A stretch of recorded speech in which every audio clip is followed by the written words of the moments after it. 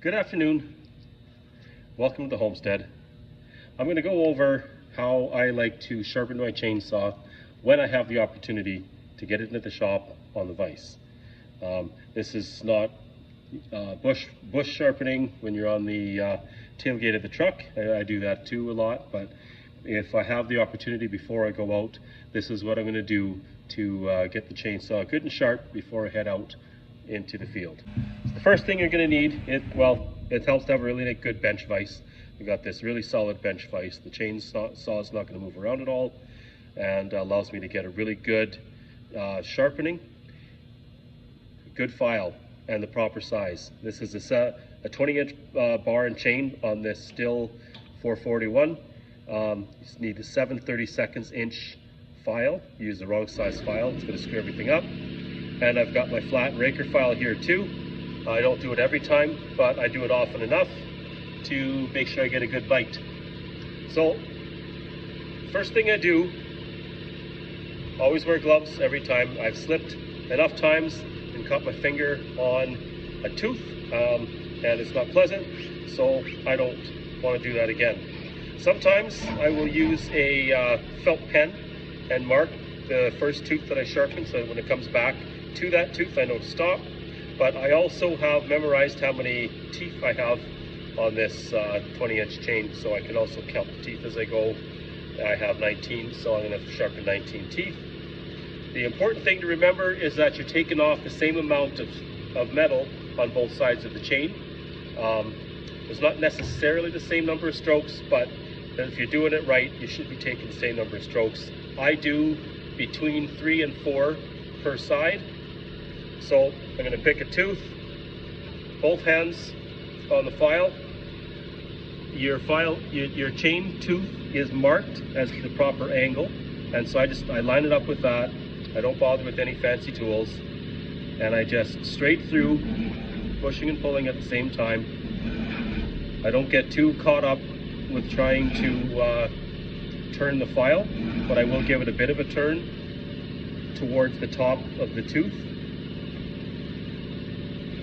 Then I'll move on to the next one. That was number 1.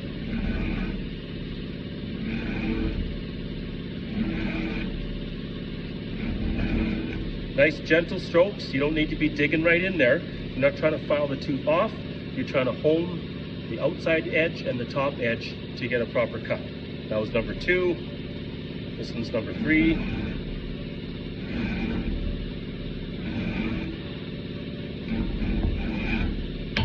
And you should feel some resistance on that first couple of strokes, and the second 2 strokes you'll start to feel less resistance, which tells you that you're getting everything smoothed off. And so I'm just going to carry on here.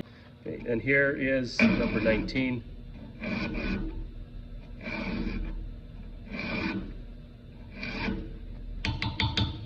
I like to make sure I keep the file clean. You don't want to get it all plugged up.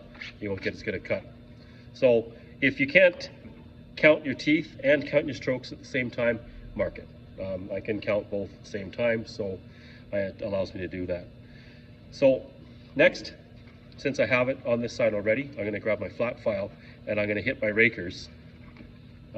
I know they're not technically called rakers, but that's what everybody calls them, so we're going to call them rakers. That is in front of the tooth here. So this right here is what everybody calls the raker, so you go ahead and call it that. And now, when I first started running saw, trying to get a good instruction from the guys that I was learning from as to proper raker filing, it was tough. So what you'll hear is every few sharpenings, you should give it a few strokes. So what exactly is a few strokes? You know, nobody was really wanted to commit to what a number was.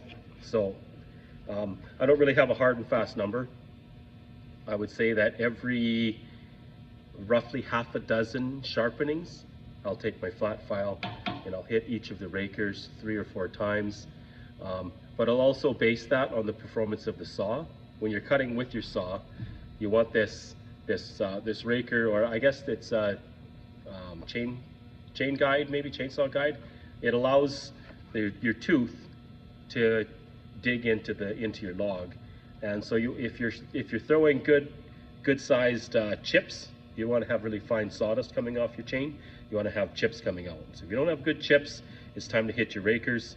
I've been using the saw quite a bit the last little bit, so I'm going to hit my rakers. I know that it wasn't bad last time, so I'm not going to take off a lot. I'm going to give it 3 strokes this time. So again, flat across the top of the raker. 1, 2, 3. Go to my next one. 1, 2, 3.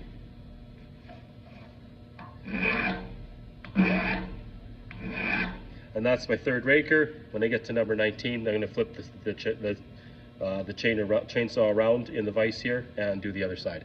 Okay, so there I've got, I just finished number 19 there. Should have turned the camera back on, but got that side done.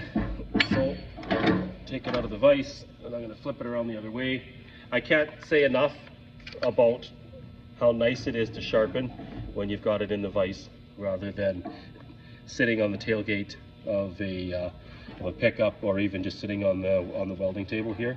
The vise makes such a difference. So now I'm going to do the same thing on this side, coming from the other direction. Again, 2 hands on the file, and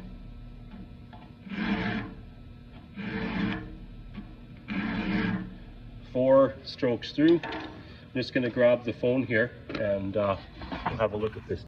So here's the tooth that I just hit there. So you can see it's nice and shiny. If you feel this point here, it's going to feel like, I've heard it described as cat's claws, right?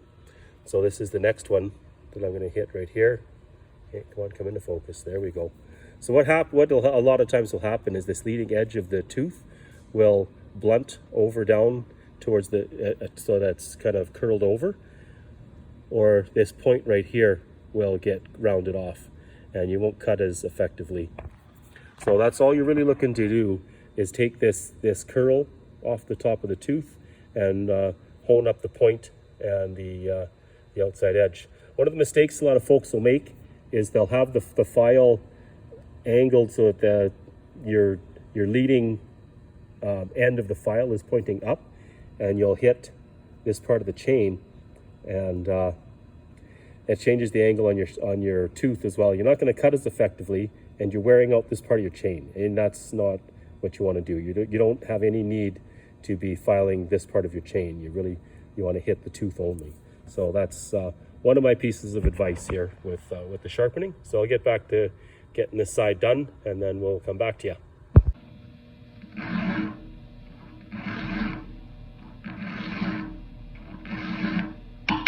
That's number 2.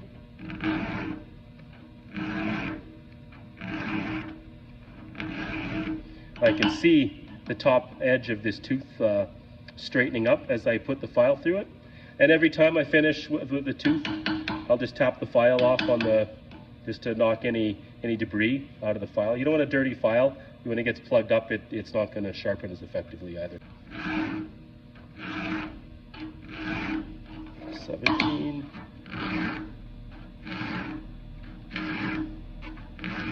That was number 18. Okay, so I'm really happy with the teeth now. I'm sure it's going to cut really well. Now I'm going to hit the rakers on this side. Again, all 18 of them. That's me. I've remembered how many teeth I have, and so that's the way I do it. But you can mark the tooth as well, one way or the other, or you can just look for the shiny tooth. But if your saw is dirty on the inside, and it might pick up some debris, it might not be as easy. So now I'll get to the rakers.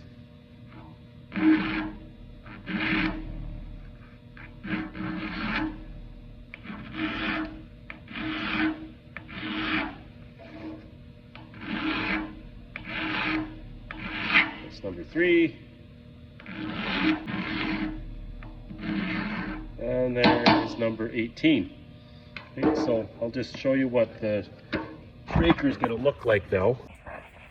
So once you've hit your raker, it should be nice and flat across the top. And before you hit it, you'll likely see that it'll start to round off across the top. And that's all I really do, is I just take off the rounded off part. And it has nothing to do with the rounded off part. That's just when they're starting to get down, they'll start to get rounded off across the top. Now I've seen a diagram where you lay a flat edge across the top of the chain and you measure the distance between the top of the tooth and the raker there, but I don't have the means of the technology to do so. So I just kind of go by my judgment every half a dozen or so sharpenings, and 4 strokes typically on the tooth, and then when I go to do the rakers, it's usually 3. So other things that I do when I do have the saw at the bench, before I started, I took this here off and cleaned out inside because you get sawdust and whatnot getting plugged up in the chain oil. So you take that off, clean it up, tighten the chain back up, put the bar back on. Of course, when I put the bar back on, when I had it on the bench here, I put it on upside down and my teeth were backwards. So that was kind of silly. I grabbed the air compressor and I cleaned out all around the saw, because this saw helps with cooling and its performance. And I popped the air filter off. Might as well do that while we're here. Maybe I should have done that before.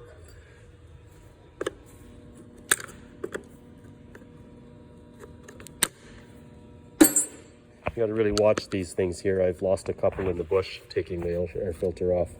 So take the air cleaner off, and then I flip it upside down and I spray it out from the inside with compressed air to clean it up. And that again has to do with your performance.